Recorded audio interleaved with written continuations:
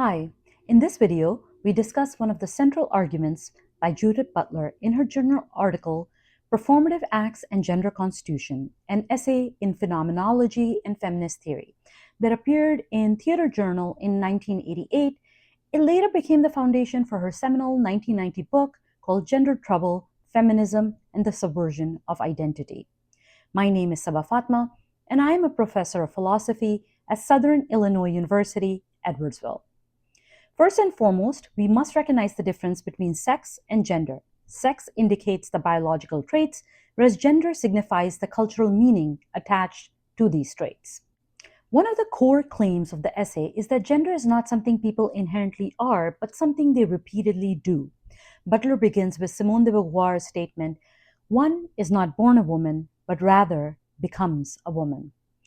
Butler argues that gender is not innate, not biologically determined, rather, that gender is performative, that it is produced and sustained through repeated bodily gestures and acts and behaviors and social performances rather than expressing a natural or essential identity.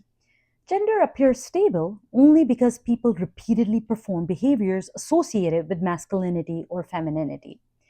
So, for example, our gestures, our postures, our clothing, our speech patterns, our bodily movements, our social behaviors, these repeated acts create an illusion of a stable gender identity.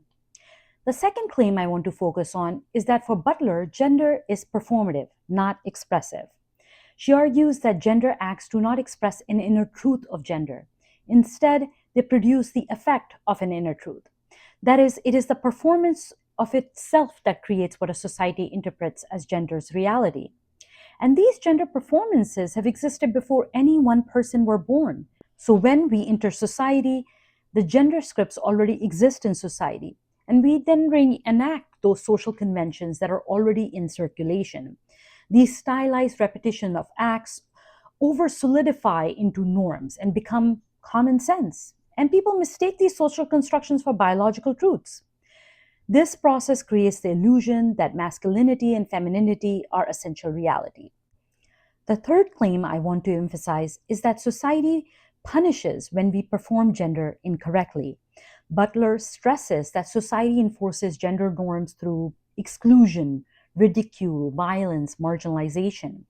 Imagine a teenager or an athlete crying after a game, and media, coaches, and peers may call him weak or soft, and over time, he learns that expressing vulnerability risks ridicule and exclusion or social embarrassment. Or a woman who stands up for themselves at work is criticized for being too bossy or aggressive, or a bitch. People who fail to do gender correctly are socially disciplined.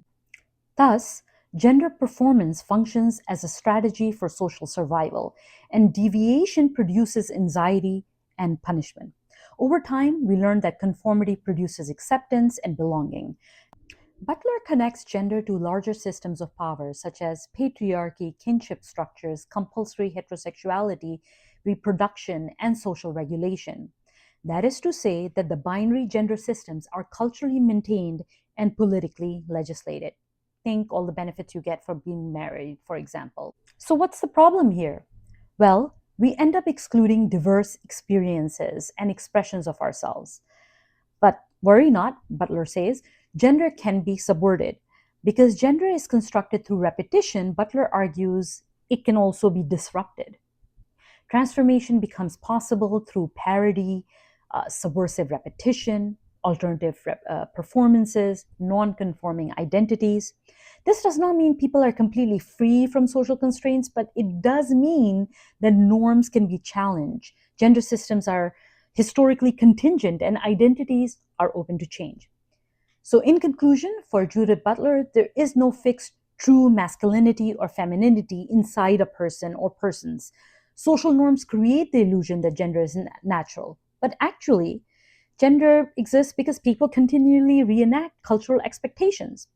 And because gender is constructed through repetition, it can also be disrupted or transformed through alternative performances. Wishing radical care for our communities and solidarity in our shared struggles.